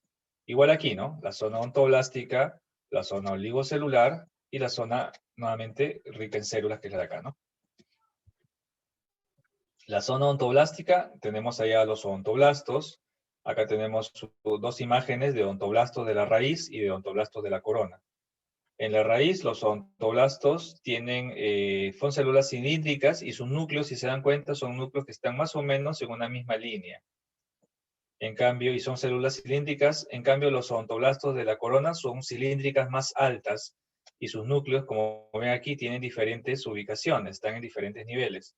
Por eso, aparentemente, cuando se ve una lámina histológica de la corona, la capa odontoblástica parece, como vemos aquí, que presentan varias capas, porque sus núcleos están por arriba, por abajo, en todos lados, como aquí. Entonces, esta lámina histológica que vemos aquí es de una dentina de la corona, por la capa odontoblástica que claramente se ve que se corresponde con este dibujo de acá. En la raíz, los odontoblastos estarían formando una línea de núcleos más recta, ¿correcto? La zona oligocelular o de Weil presenta pocas células, pero no por eso es una zona de menor importancia, sino es muy importante porque aquí tenemos un plexo nervioso, el plexo de Rashko, que es todo esto de acá, es el plexo de Rashko, todo eso que se ve de color medio amarillo. Y el plexo capilar subodontoblástico que está aquí, ¿no? Vasos sanguíneos que nutren a los odontoblastos. Recordar en un momento el plexo de Rashko, porque vamos a hablar de esto cuando hablemos en un ratito más del sistema de resección sensitiva de dolor dentro de la pulpa. Bueno, y la pulpa central, donde hay vasos sanguíneos, donde están los más grandes nervios, fibras colágenas, células diversas. Claro, en la pulpa central no hay odontoblastos, los otros están en la pulpa periférica, pero hay fibroblastos, células de defensa. Las características propias del tejido conectivo en abundancia están en la pulpa central. Como ustedes saben, la pulpa es un tejido que es muy sensible, ¿no? La pulpa es un tejido que puede sufrir daños rápidamente si es que no tiene algunos mecanismos protectores. Si hay una inflamación de la pulpa, está rodeado de paredes, la dentina, se puede inflamar tanto la pulpa que al final se dañe, la pulpa se inflame y pase una pulpitis reversible a una pulpitis irreversible. Por eso es que la pulpa tiene algunas características especiales, su irrigación, algunas características especiales. Una de ellas, por ejemplo, todos sabemos, hay los vasos colaterales, accesorios, que permite que el exceso de edema, que vamos a poner que hay edema, líquido, una inflamación, el exceso de edema salga de la pulpa por medio de estos vasos y llegue al periodonto y del periodonto pues ¿no? Fuera de la zona del diente, ¿correcto? Aquí también, ¿no? Vemos aquí. Entonces los vasos colaterales son modificaciones, los vasos adyacentes, accesorios, son codificaciones que tiene la pulpa para poder el exceso de edema, de inflamación, de congestión vascular salir de la pulpa central, periférica y llegar al exterior. Una modificación importante también encontré en la pulpa es que sus vasos sanguíneos tienen un grosor más pequeño, más delgado que sus homólogos en otras partes del cuerpo. Por ejemplo, esta de aquí es una arteriola en otra parte del cuerpo que no es la pulpa. La arteriola tiene paredes gruesas y una luz bastante delgadita. Y tiene paredes gruesas, como ven aquí. En cambio, la misma arteriola en la pulpa, miren, tiene una pared delgada y una luz amplia. Esta modificación de una arteriola o metaarteriola dentro de la pulpa es característico dentro de ella. Y esto favorece la capacidad de adaptación de los vasos para poder controlar el exceso de edema, de congestión vascular que haya dentro de la pulpa. El que tenga paredes delgadas favorece el control mejor de la presión que puede ejercer la sangre dentro de la pulpa, a diferencia de las arteriolas que tienen paredes más gruesas en otras partes del cuerpo. Es una adaptación. Otra adaptación que favorece la irrigación pulpar es la aparición de conexiones entre arterias y venas llamadas anastomosis arteriovenosas. Estas conexiones son abundantes en los vasos pulpares. E igual favorece a que el exceso de líquido en el lecho vascular pase rápidamente al lecho venoso y por medio del lecho venoso salga de la pulpa hacia el periodonto, donde ya se difunde por fuera del diente, ¿no? Entonces son conexiones también que se encuentran en la pulpa, las anastomosis arteriovenosas, en los vasos de la pulpa. Otro punto importante dentro de la pulpa es la inervación sensitiva de la pulpa. Vamos a ver aquí, vamos a ver si podemos, vamos a ver, vamos a salir de la opción de dibujito. Primero vamos a borrar la línea que he hecho acá, y ahora sí, vamos a salir de la opción de dibujo. Entonces, la pulpa, perdón.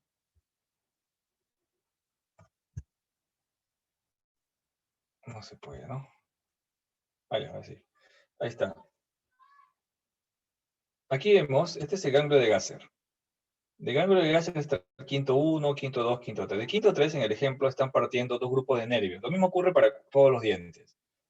Los dos grupos de nervios entran por el ápice, por el foramen, y aquí, como vemos, un grupo de estos nervios recibe el nombre de fibras nerviosas C amielínicas, y el otro grupo recibe el nombre de fibras nerviosas C mielínicas, perdón, A mielínicas, específicamente A delta mielínicas, A delta mielínicas. Las otras C son fibras de tipo C amielínicas. ¿Qué diferencia hay entre ellas? Que la presencia de mielina en la fibra de tipo A delta les hace que sean más rápidas, de conducción más rápida, que la fibra C, que son de conducción más lenta. Otra diferencia entre ellas es que la fibra C, si se dan cuenta, solamente llegan hasta la pulpa. La fibra C son la de color verde, solamente están distribuidas en la pulpa central. En cambio, la fibra de tipo A delta llegan a la pulpa central, pero miren, llegan a formar el plexo de Rashpo, que les indiqué en la zona oligocelular o de Weil, y penetran dentro de la dentina, pero solamente al tercio interno de la dentina es donde penetran. No llegan hasta el esmalte, ¿no? Llegan solamente hasta la zona de dentina, al tercio interno, ¿correcto? Esa es la distribución.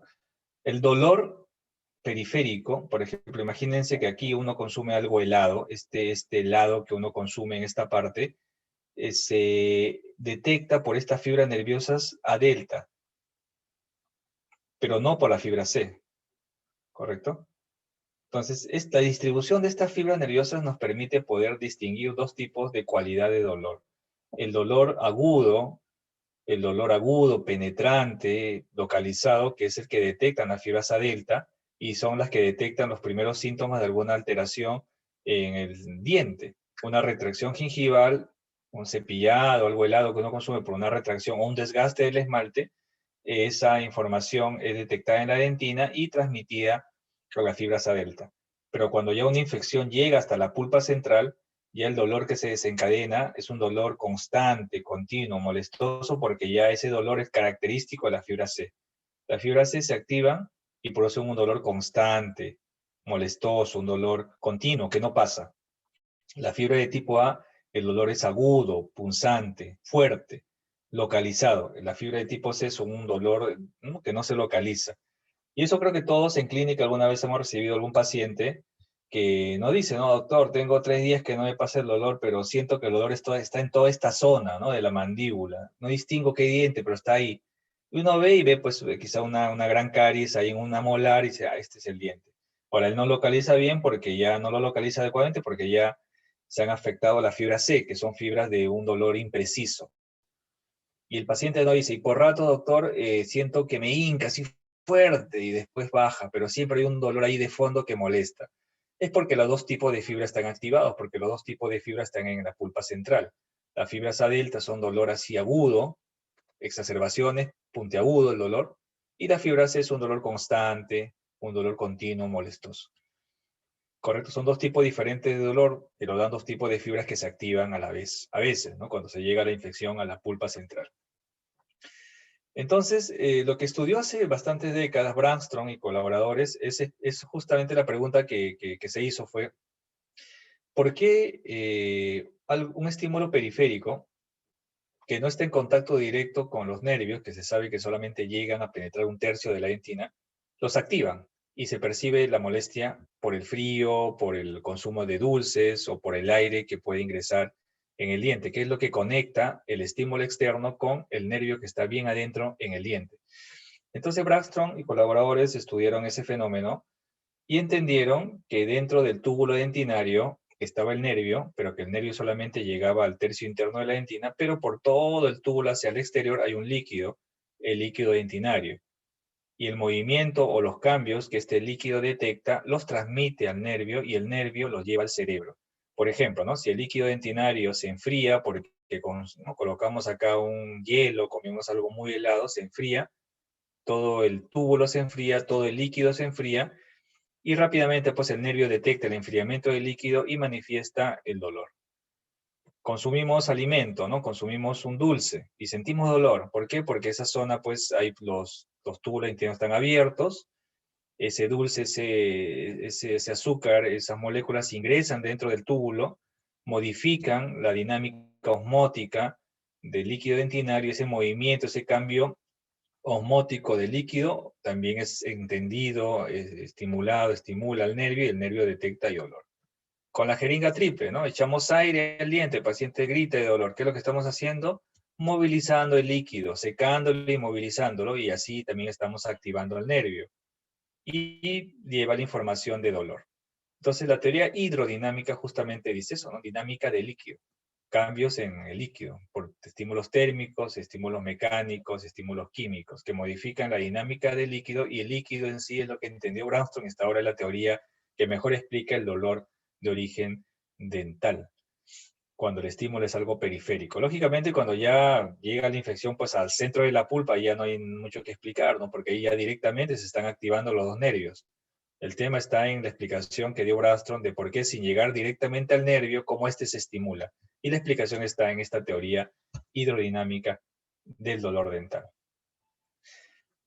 Finalmente, para concluir el tema de pulpa, bueno, hay cambios en la pulpa con la edad, hay cambios dimensionales, cambios estructurales, la pulpa va disminuyendo de tamaño, la cantidad de células disminuye, de sustancia disminuye, las fibras aumentan relativamente y los elementos vasculares, todo disminuye menos las fibras.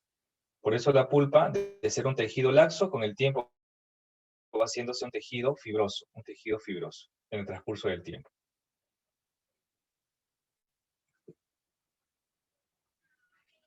Hay también modificaciones con la edad, la aparición de los cálculos pulpares o de las calcificaciones difusas. Con la edad se va dando esto.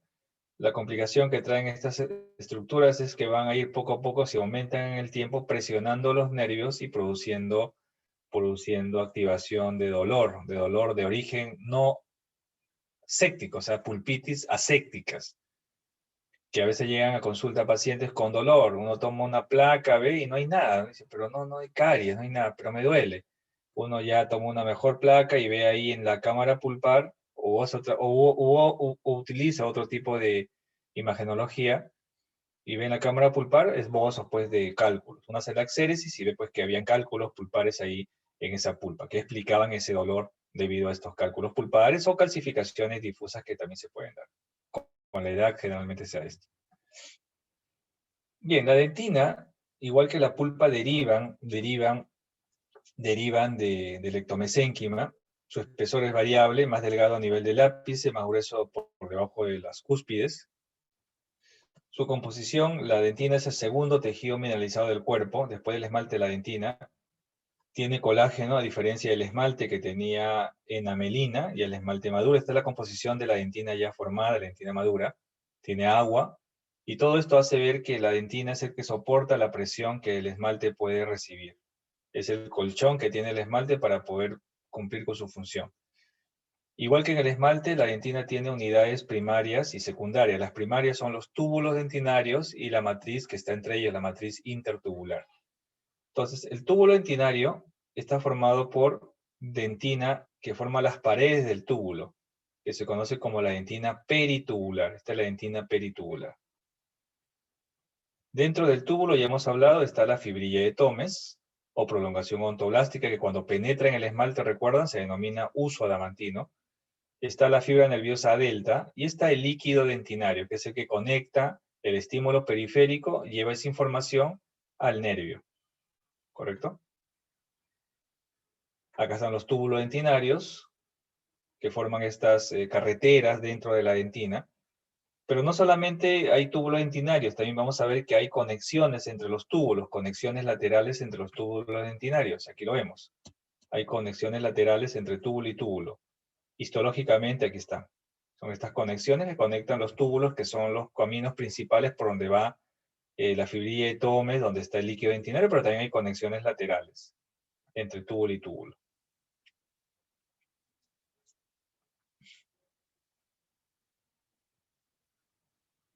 Las unidades secundarias de la dentina se forman a partir de estas que hemos hablado, de los túbulos, de la matriz intertubular.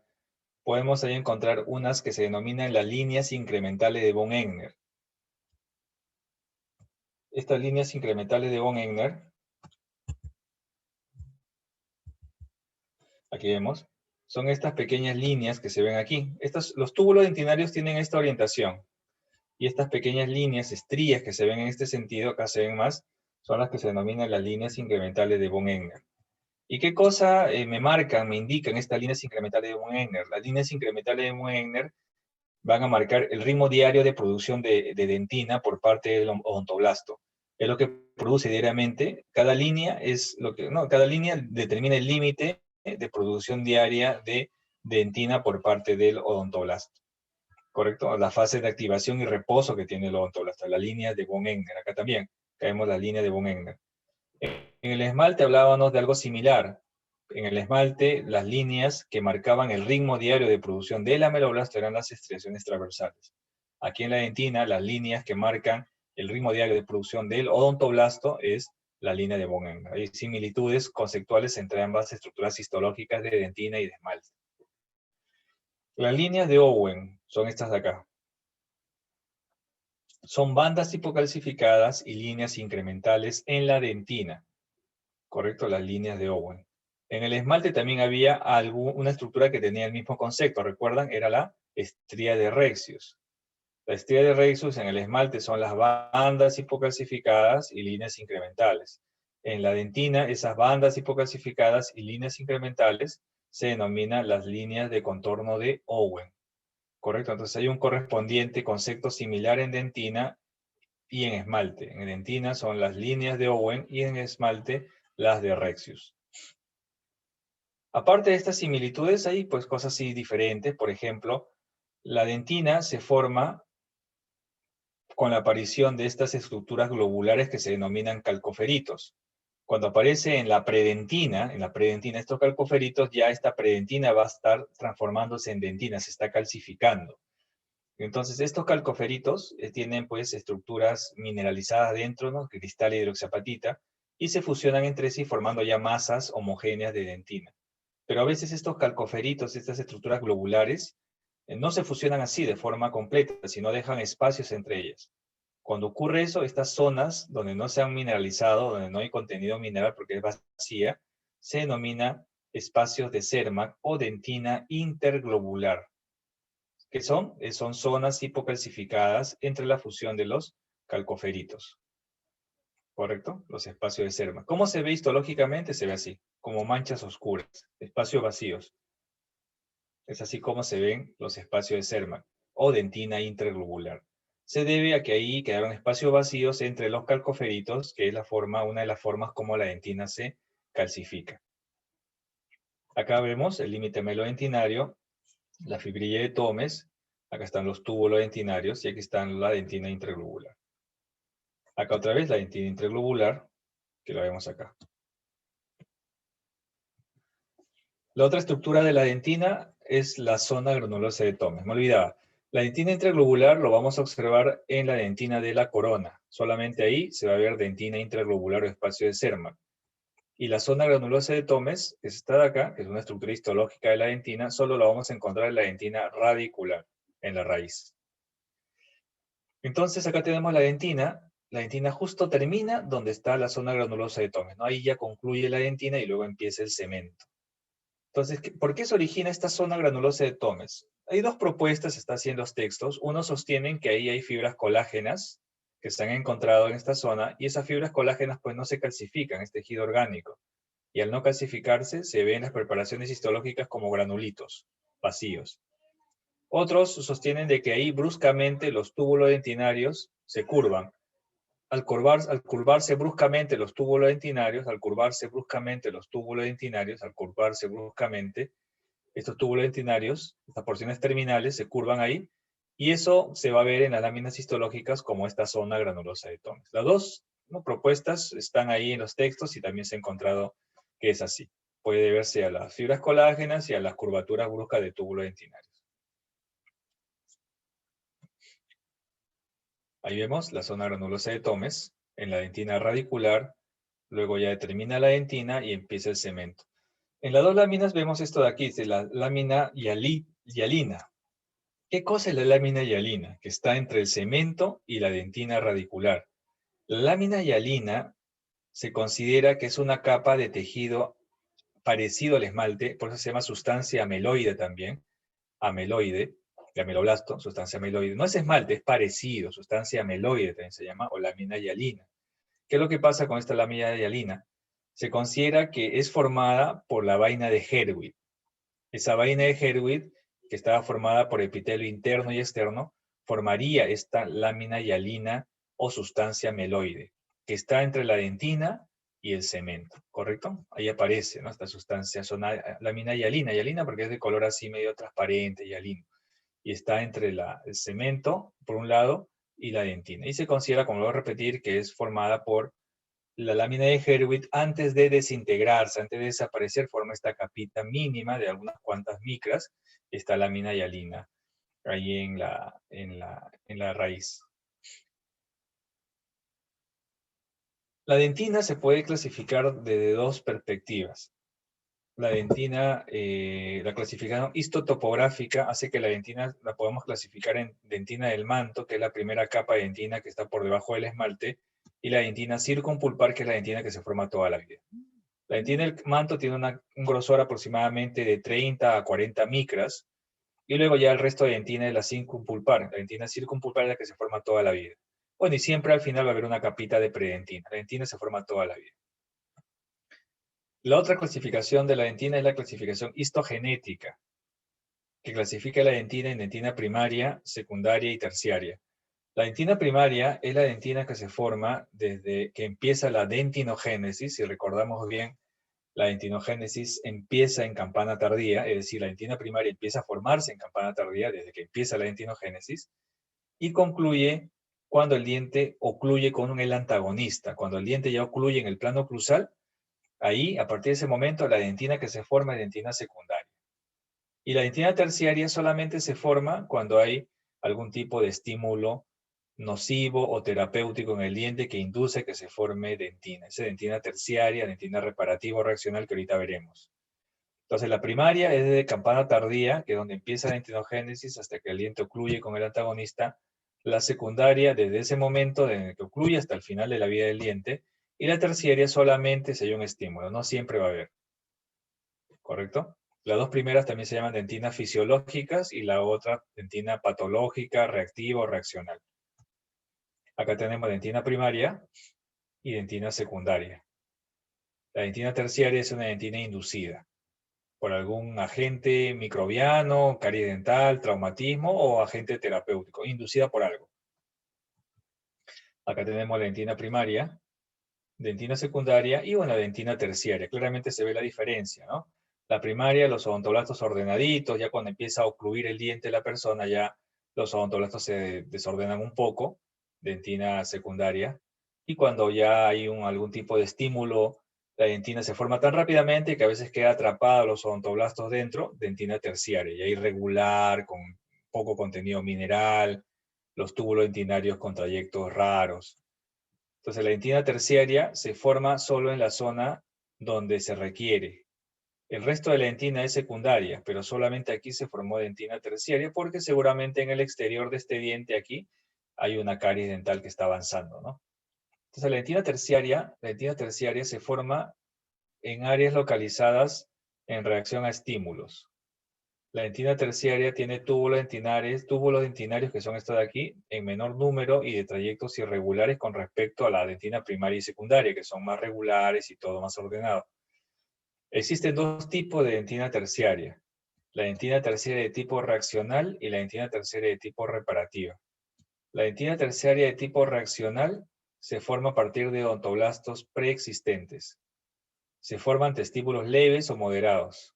En cambio, la dentina reparativa se forma a partir de odontoblastos nuevos, que se reclutan a partir de las células madres, y la dentina reparativa pues se forma ante estímulos agresivos. Es una dentina que se forma rápidamente ante estímulos agresivos. Es de menor calidad, lógicamente, esta dentina que se forma bajo este tipo que la de tipo reaccional. La de reaccional, la dentina terciaria pues se forma de una manera hasta cierto punto pausada, tranquila, porque el estímulo es leve o moderado. En cambio, la reparativa, el estímulo es agresivo, una carie dental de avance rápido, que está cerca a pulpa y rápidamente se tiene que formar dentina de tipo reparativa. Entonces, la reaccional, los odontoblastos pueden migra y deja su capa de dentina. La reparativa, los odontoblastos tienen que inducirse nuevos odontoblastos a partir de células madres, se forman nuevos odontoblastos que forman ahí su puente dentinario. ¿Correcto? La dentina reaccional, por ejemplo, ante caries dental de avance lento, estímulos, ¿no?, en el tiempo, por ejemplo, cepillado dental, ¿no?, que paulatinamente en los años puede hacer algo agresivo al diente y se forma una dentina ahí de tipo reaccional. En cambio, dentina reparativa es ante eventos traumáticos y fuertes, una fractura dental, por ejemplo, una carie dental de avance rápido, son eventos que van a hacer que el diente pues reaccione y forme dentina rápidamente a partir de reclutar nuevos odontoblastos a partir de células madre, ¿no? Dentina reparativa. Finalmente, modificaciones defensivas. Modificaciones defensivas tenemos dentina translúcida o esclerótica y dentina opaca. La dentina esclerótica es una dentina en la cual se han obliterado los túbulos dentinarios y por eso se ve así medio transparente, medio translúcida, medio esclerótica. Es una dentina bien dura. Si alguno ha tenido oportunidad de hacer restauraciones, yo una vez cometí el error de hacer restauraciones con resina hace muchos años a un paciente, y el paciente pues después a las horas me llama que se le habían salido todas, ¿no? Porque aquí no pega, pues sabemos que no pega. Hay otros mecanismos que se utilizarán para poder rehabilitar estos dientes, pero no se adhiere porque está bastante mineralizado, se ha obliterado completamente los túbulos ahí. Dentina translúcida esclerótica, es una modificación defensiva de la dentina. Es una dentina donde la dentina peritubular se ha engrosado y ha cerrado el túbulo dentinario. Presenta bastante contenido mineral, más que todo el resto de las dentinas que hay, ¿no? Es una dentina defensiva, cambios adaptativos que se dan. Por ejemplo, el bruxismo origina eso. Bruxismo es un estímulo leve en el tiempo, ¿no? Y poco a poco va a originar esto. La dentina opaca, también llamada dentina de tractos desvitalizados o dentina de tracto muerto, así también se denomina, Es la dentina que también sus túbulos se han obliterado, pero a diferencia de la esclerótica es que esta dentina se ha obliterado con contenido orgánico dentro de los túbulos obliterados. Por eso es que se tinciona de color oscuro, marrón, negro, dentina opaca. Esta dentina entonces se ha obliterado con restos orgánicos dentro. Aquí la dentina esclerótica no. No hay restos orgánicos, es más limpia, es más mineralizada lógicamente, es más dura que la dentina opaca. Esta dentina opaca pues es la clásica dentina afectada que a veces tenemos en clínica. A veces en clínica hacemos restauraciones, limpiamos el diente, ya no hay más que sacar, pero queda ahí oscuro la base, ¿no? Uno quisiera que todo quede color amarillito para poner con seguridad en mi restauración, pero a veces no se puede. Esa dentina oscura que queda, que ya está limpia, ya no sale más, ya ponemos nuestro detector y vemos que ya no hay caries.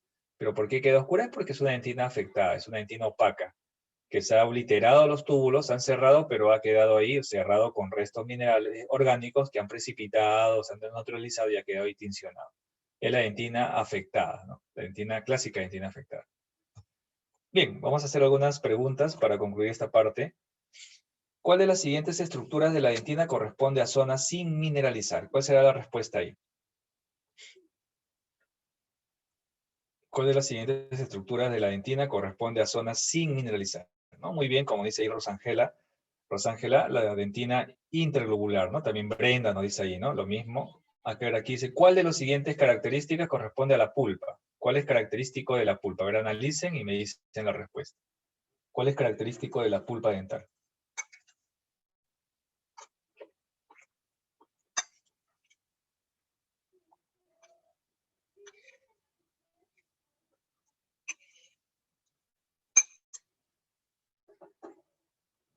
Claro, la A no está formada por tejido conectivo. El resto son falsas, ¿no? ¿Qué tipo de dentina se forma como respuesta a la caries?